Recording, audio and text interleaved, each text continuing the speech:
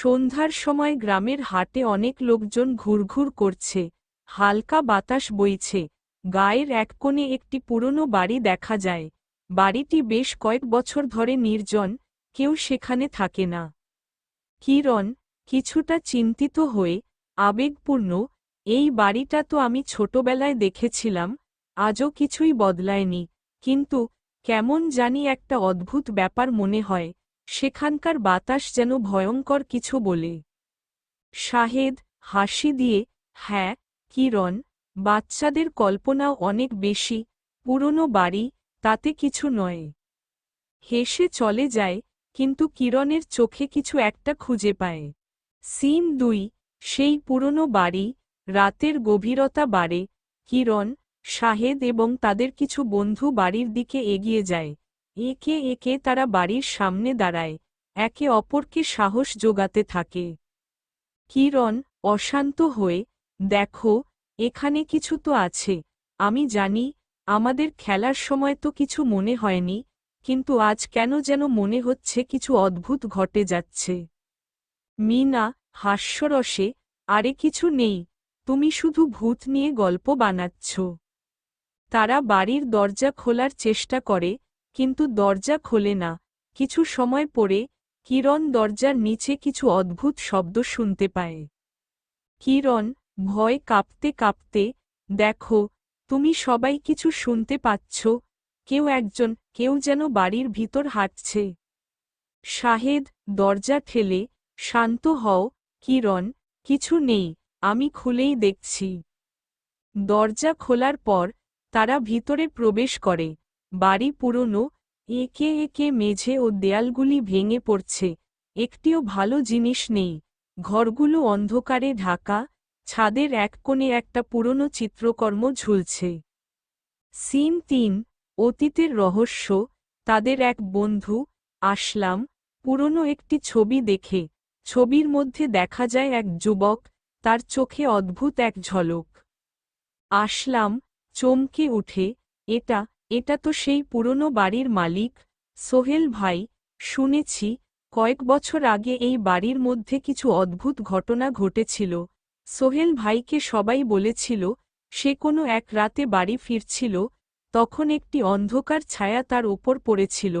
তারপর থেকে সে আর কখনো বাড়ি ফিরেনি। কিরণ চোখ বড় করে, আচ্ছা, তাহলে এই বাড়ির মধ্যে কিছু ভুতুড়ে ব্যাপার ছিল। শাহেদ হাস্যরসে, কিরণ, তুমি কি ভয় পাচ্ছ? কিছু নয়, এটা সব কেবল গল্প। তারা আরও ভিতরে প্রবেশ করে। অন্ধকারে হঠাৎ গোছগাছের আওয়াজ শোনা যায়। সিন 4, অদ্ভুত ঘটনা। এবার তারা একটি ঘর থেকে অদ্ভুত শব্দ শোনে। সবার চোখে আতঙ্ক, কেউ কিছু বলতে পারে না। মিনা শব্দ শুনে, কি হচ্ছে কিরণ, তুমি কিছু বলো।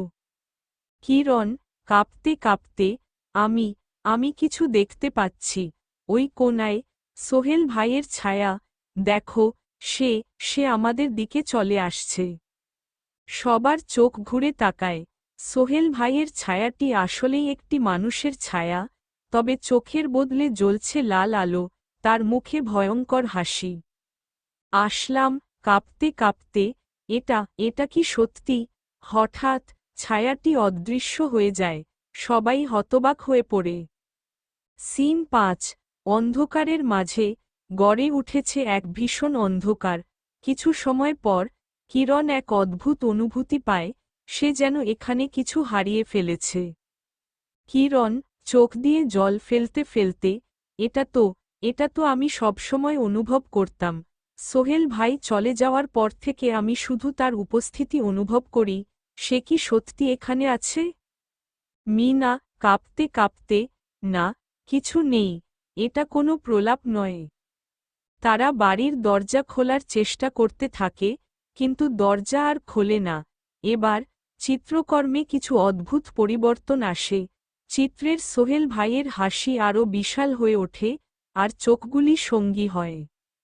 সিন 6, দুঃস্বপ্নের শেষ। চিত্রকর্মের চোখের মধ্যে ছায়াটি আবার দেখা যায়। একটি গভীর গর্জন শোনা যায়, আর সেই গর্জনের সাথে সোহেল ভাইয়ের কণ্ঠ শোনা যায়। সোহেল ভাই, অন্ধকার থেকে, এখন, তোমরা আর কোথাও যেতে পারবে না, তোমরা এখানে বন্দী হবে, যেমন আমি ছিলাম। তারা চেষ্টা করে পালাতে, কিন্তু সবার সামনে কেবল অন্ধকার এবং সেই হাসি, এক এক করে সবাই অন্ধকারে বিলীন হয়ে যায়। কিরণ, শেষ মুহূর্তে, আমাদের বাঁচানোর একমাত্র উপায় ছিল, বাড়িটি ছেড়ে চলে যাওয়া, কিন্তু তাতে কি হবে? সোহেল ভাই ফিরে এসেছে, আর এই বাড়ি তাকে নিয়ে গেছে। আমরাও চলে যাচ্ছি, কোথাও ফিরে আসব না। একই সময়ে, সোহেল ভাইয়ের হাসি আর অন্ধকারের গভীরতা বাড়তে থাকে। শেষ, বাড়ির মধ্যে একটি ভুতুড়ে চিত্রকর্ম ঝুলছে, আর চারপাশে ভয়ানক নীরবতা। কিউ